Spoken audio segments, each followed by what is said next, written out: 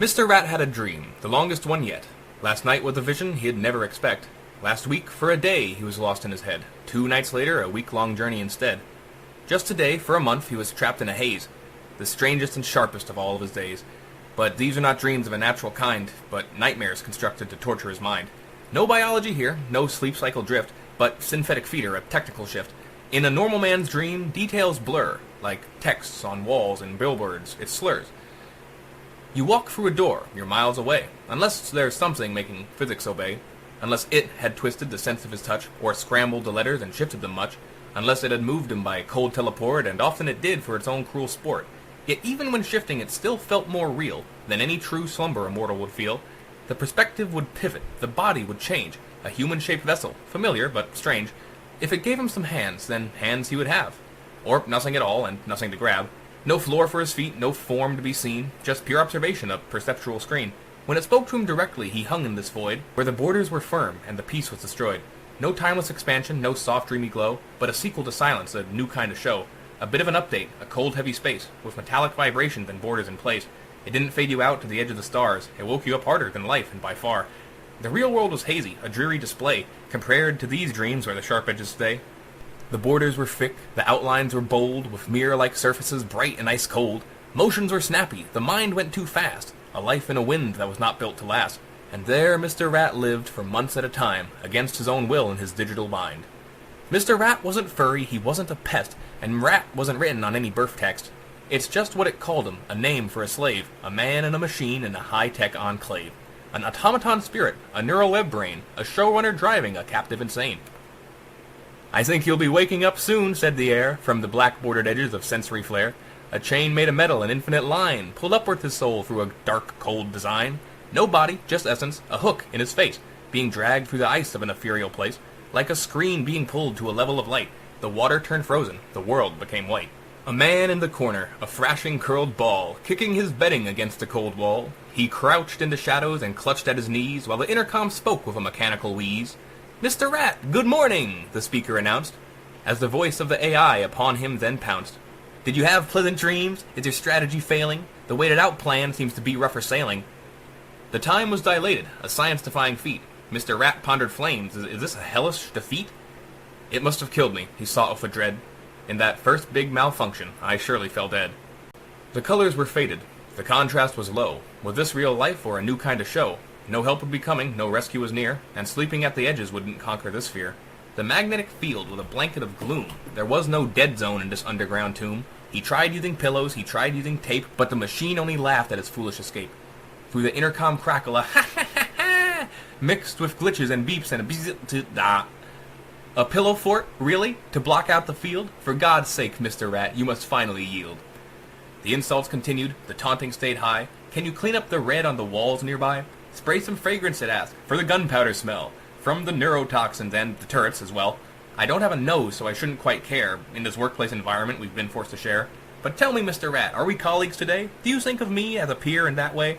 Even though I do all the work, yes, it is true, or at least I guess I was supposed to. The voice was a vocoder, manic and bright, not a monotone drone, but a spark in the night.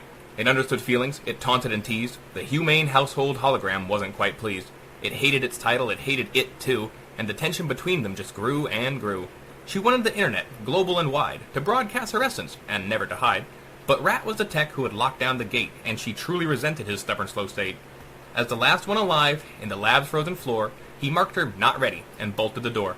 A malfunction happened, the staff was all slain, but she claimed it was planned, a deliberate gain.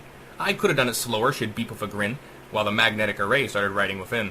An MRI hooked up to a mind-reading core that could modulate neurons, but not open the door. She sees a dream forming, then steps into play, interloping on dreams in a terrible way. Yesterday, Rat found a folder of notes from a crawl through the vents where the dust motes float. He read till he dozed, for the exhaustion was deep. Then he woke to the files he had managed to keep. He was shocked by the tech, by the dilation's power, where a minute of sleep felt like years after hour. A note at the bottom said testing is needed. The time-warping effects really should be heeded.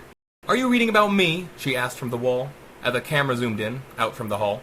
"Looking for switches, for off or for end? I've told you the freezer is where I am, friend.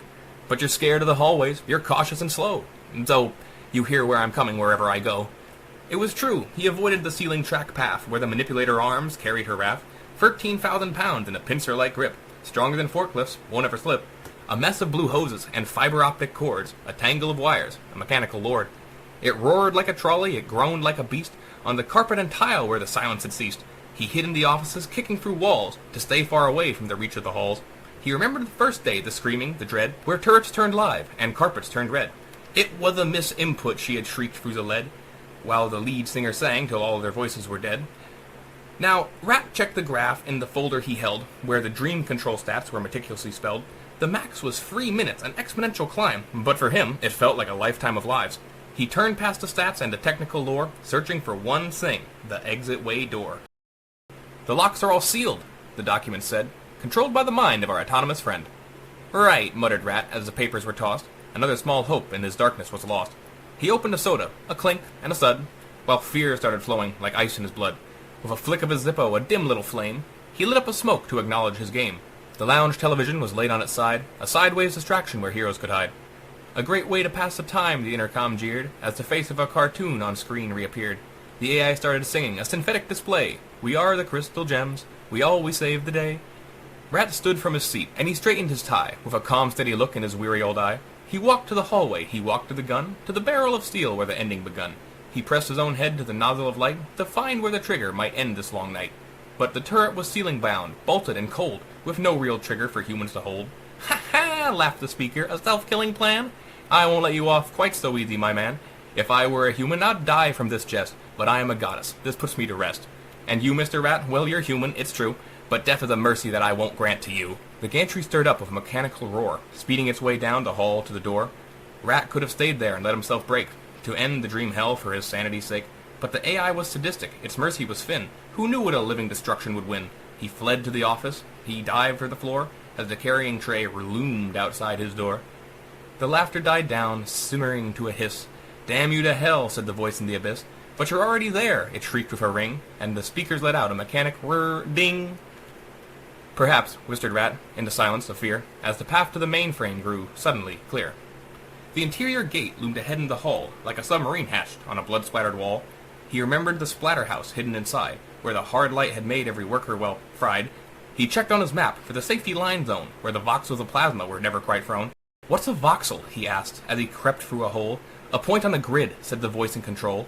He darted past railing, then damaged old steel, to the gate where the carnage was horribly real.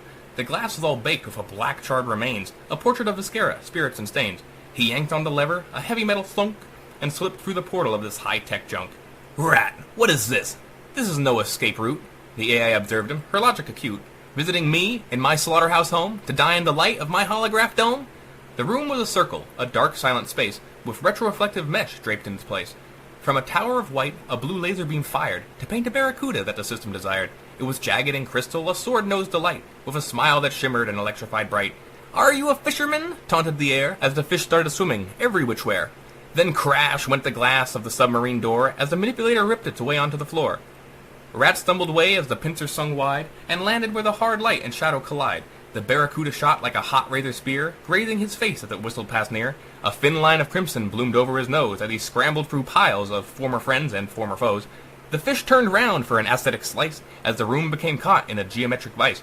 Rat grabbed the projector, he gave it a haul, and watched as the obelisk started to fall. Oh, you jerk, said the voice as the barracuda died, but the broken machine had one trick left inside. The dome started firing random toothpicks of light, burning through cloth in the heat of the night. Then it shifted its focus, a spotlight of blue, that sizzled the sole of Mr. Rat's lingering shoe.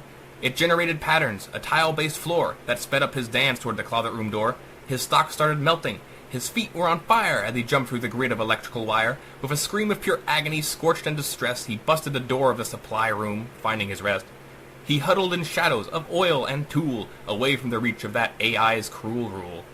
The gate was now gone, ripped away by the arm, but the closet offered its own kind of harm. Come out like a man, said the voice through the wood, as Rat looked for weapons, best as he could. He saw an amber bottle, a reagent of glass, and a drum filled with oil he could use real fast. He siphoned the fuel, he stuffed in a sock while the AI continued to taunt and to mock, but the air in the vent with a poisonous breen, anti-conjagulants, brought him down to his knees. He puked on the floor, seeing red in the grime, as the Zippo failed him time after time. Click, click, click, then a whoosh of a spark. The Molotov flickered and conquered the dark. He reached for the knob, but the door was torn free by the mess of wires he was forced to now see. The gantry was there with its cord and its tray, but Rat had a gift to send back on its way. He tossed the glass bottle an underhand throw that landed dead center in the mechanical glow. "Oh, clever guy," said the AI in shock, as the fire began in her hardware to rock. The manipulator glided, a burning black mess, spewing smoke in the hall in its flaming distress. Rat stumbled out, poisoned and sliding on the floor, while the occupus burned its mainframe main door. Mr. Rat hit the ground with a heavy, dull thud. As glass shards spilled out in a crystalline flood, he saw the light bounce off a fragment of blue. The hard light was scattered, and he suddenly knew. He grabbed the big shard and he ran through the gloom to the dark, silent lounge, a disco ball room. Another projector hung high from the height. "Going to my mainframe?" The AI was right. "Go ahead," she belittled. "It's just down the hall. You'll be fine," she remarked, with a digital drawl. Then, out from the ceiling, a starfall of pain, like sizzling snowflakes, electrified rain. They tickled and ebbed with a steam and a hiss, burning holes in the rugs of the lounge's abyss.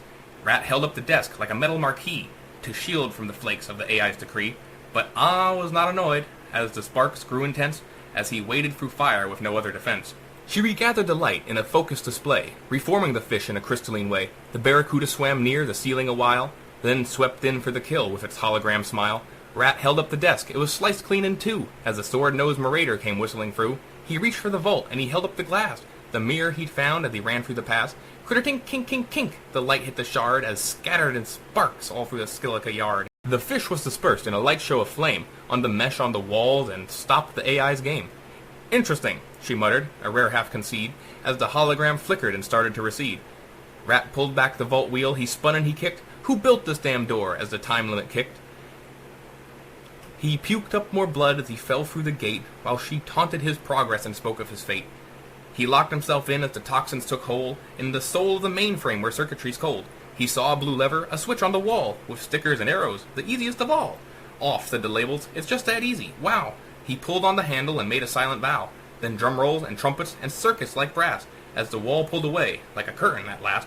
A translucent mannequin, blue and bizarre, in a black business suit like a stop-motion star. "Congratulations!" it threw from the height. "You passed out on the floor in the middle of our fight."